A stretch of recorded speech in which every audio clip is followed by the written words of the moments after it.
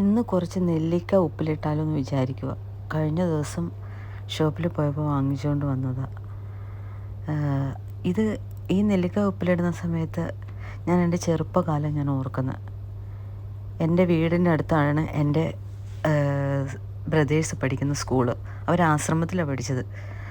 അപ്പോൾ അവിടെ അതിൻ്റെ തൊട്ടടുത്ത് തന്നെ അയ്യപ്പൻ്റെ കടയുണ്ട്. അയ്യപ്പൻ്റെ കടയിൽ എപ്പോഴും നമുക്ക് കാണാം ഈ നെല്ലിക്കയും ലൂബിക്കയൊക്കെ ഉപ്പിലിട്ട് വെച്ച്. നെല്ലിക്ക എപ്പോഴും ഏത് സീസണിലും നെല്ലിക്ക അവിടെ കാണും. അപ്പം ഞങ്ങൾ ചെന്നിട്ട് അന്ന് 5 പൈസയാണ് ഒരു നെല്ലിക്കയുടെ വില.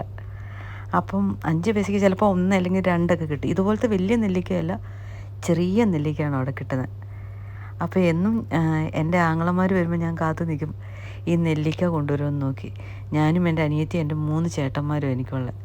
അപ്പോൾ ഈ നെല്ലിക്കയ്ക്ക് വേണ്ടി ശരിക്കും അത് ഇന്ന് ഓർക്കുമ്പോൾ എത്ര ആ ഉപ്പിലിട്ട നെല്ലിക്ക എത്ര നൊസ്റ്റാൾജിക് ഫീലിംഗ് അത് തരുന്നറിയാം.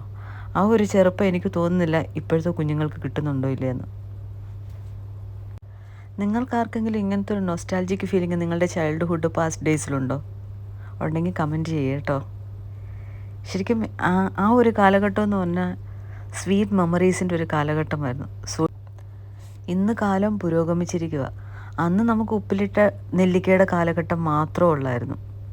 പക്ഷേ ഇന്ന് ഈ നെല്ലിക്ക കൊണ്ട് എന്തെല്ലാം രീതിയിലുള്ള വിഭവങ്ങളാണ് ഉണ്ടാക്കുന്നത്.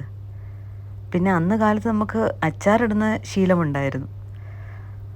പക്ഷേ ഇന്ന് എന്തെല്ലാം ഡിഫറെൻറ്റ് വെറൈറ്റീസ് ഓഫ് ഫുഡ്സാണ് ഉണ്ടാക്കുന്നത്. പിന്നെ നമ്മൾ നെല്ലിക്ക ഉപയോഗിച്ച് എണ്ണയൊക്കെ കാച്ചി തലത്തേക്കാറുണ്ടായിരുന്നു. കാരണം തലമുടി വളരാൻ ഇത് ഏറ്റവും അത്യുത്തമമാണ്. നെല്ലിക്ക എന്ന് പറയുന്ന അയണിൻ്റെ ഏറ്റവും വലിയൊരു കലവറയാണ്. നിങ്ങളും ഒന്ന് ട്രൈ ചെയ്ത് നോക്കേ ഈ നൊസ്റ്റാൾജിക്